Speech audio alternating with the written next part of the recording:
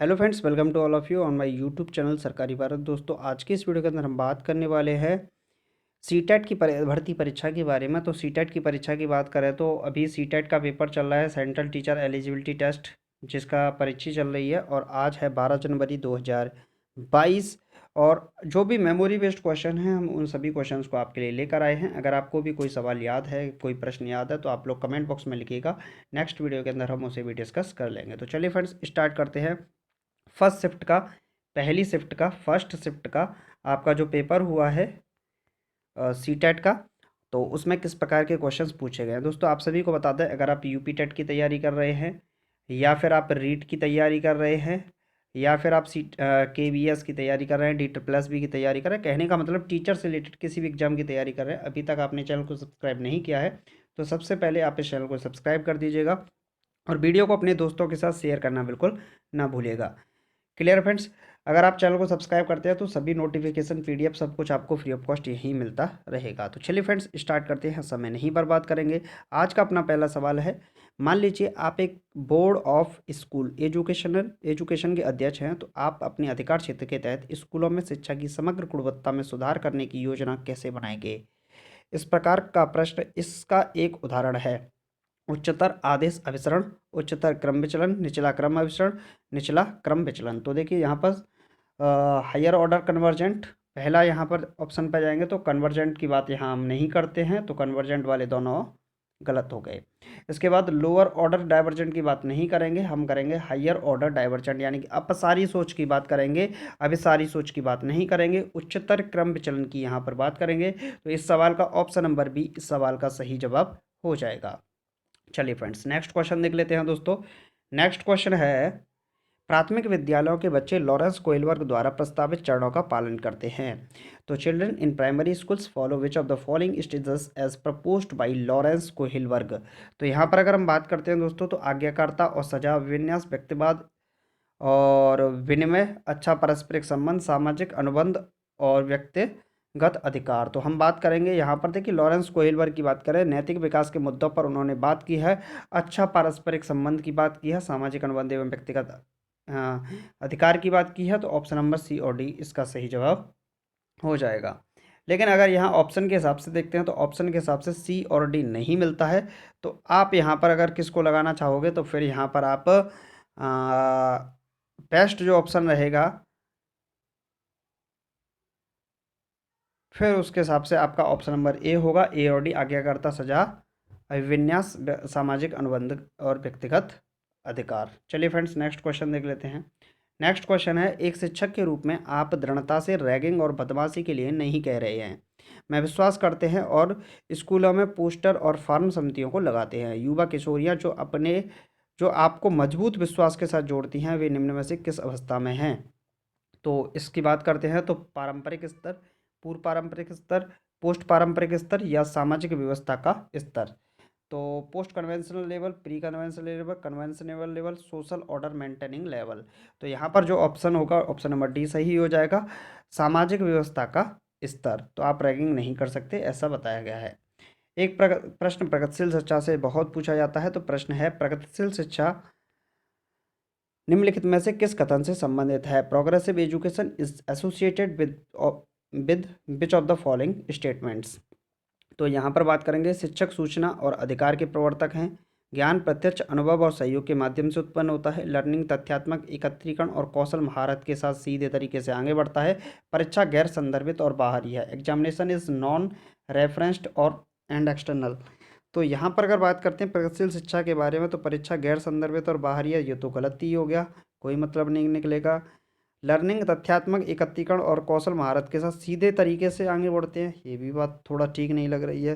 ज्ञान प्रत्यक्ष अनुभव और सहयोग के माध्यम से उत्पन्न होता है, knowledge is generated through direct experience and collaboration. और शिक्षक सूचना और अधिकार के प्रवर्तक है, टीचर्स आर ओरिजिनेटर्स ऑफ इंफॉर्मेशन और अथॉरिटी। तो आप यहाँ पर ऑप्शन नंबर बी पर जाना सही लगेगा, knowledge is generated through direct experience and collaboration. Collaboration शब्द ही आपको आंसर की ओर ले जाएगा। नेक्स्ट क्वेश्चन देख लेते हैं दोस्तों। नेक्स्ट क्वेश्चन है, बहुबुद्धि, गार्डनर का बहुबुद्धिवाद का विकास।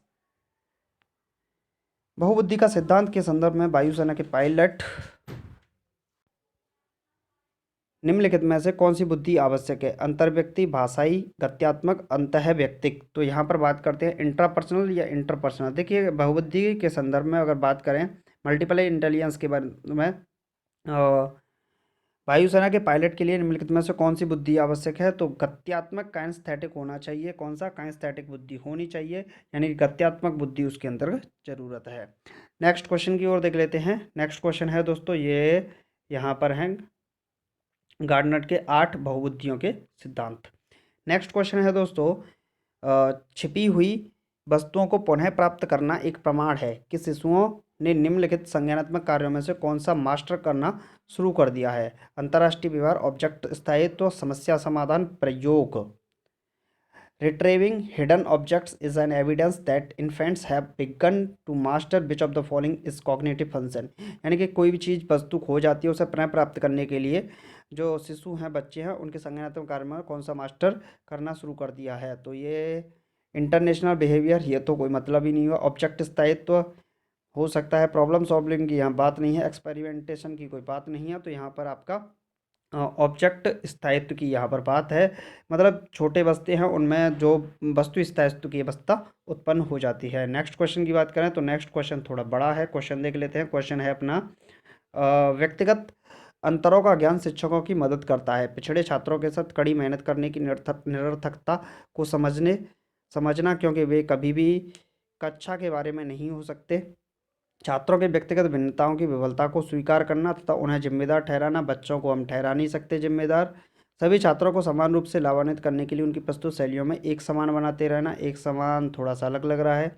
सभी छात्रों की व्यक्तिगत आवश्यकताओं का आकलन करना, उनके अनुसार पढ़ाना, ये काफ़ी ज़्यादा बेटर है।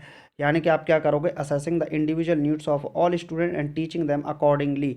आप सभी का आकलन करेंगे, व्यक्तिगत तौर पर आकलन करेंगे, उनकी आवश्यकताओं का आकलन करेंगे और बच्चों को उनके अनुसार ही, किस बच्चे को किस प्रकार की रेमेडी की आवश्यकता है उस प्रकार से आप पढ़ाने की यहाँ पर ज़रूरत है। तो option number A B C तो सही नहीं होगा, डी ऑप्शन इसका राइट आंसर हो जाएगा। नेक्स्ट क्वेश्चन है, कम से कम प्रतिबंधित स्कूल के माहौल में छात्रों को रखकर स्कूल लड़कियों और वंचित समूहों के लिए शैक्षिक अवसरों की बराबरी करता है। वंचित समूहों के बच्चों को जीवन को सामान्य बनाता है, जो इन बच्चों के माता पिता और समुदाय के साथ स्कूल में जुड़ाव को बढ़ा रहे थे। वंचित बच्चों को विज्ञान मेलों और क्विज जैसी गतिविधियों में शामिल करता है। अन्य बच्चों को धमकाने, वंचित बच्चों को नीचे रखने के लिए नहीं कहता है। थोड़ा इस पर ध्यान देंगे। कम से कम प्रतिबंधित स्कूल के माहौल में छात्रों को रखकर स्कूल लड़कियों और वंचित समूह के शैक्षिक अवसरों की बराबरी करता है। वंचित समूह के बच्चों को जीवन के सामान्य बनाता है और जीवन को बच्चों, माता पिता, समुदाय के साथ स्कूल में जुड़ाव को बढ़ा रहे थे। ये थोड़ा सा normalising life childrens from deprived groups who were increasing the linkage of a school with parents and communities of these children gets disadvantaged children। वंचित बच्चों को विज्ञान मेलों और कुछ जैसी गतिविधियों में शामिल करना।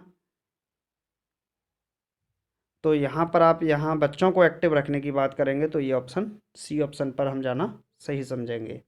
नेक्स्ट क्वेश्चन देख लेते हैं।